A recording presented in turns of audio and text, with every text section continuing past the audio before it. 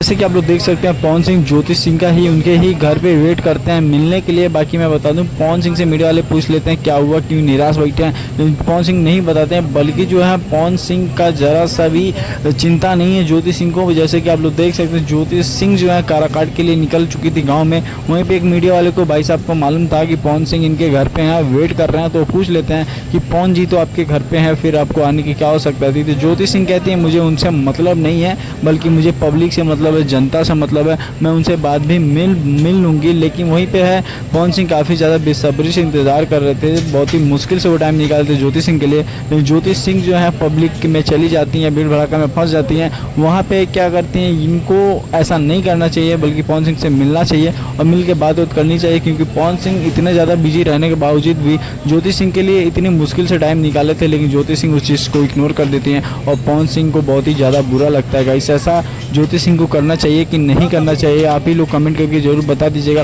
बाकी ऐसा मेरे ख्याल से ज्योति सिंह ने तो अच्छा नहीं किया, फिर भी देखते हैं।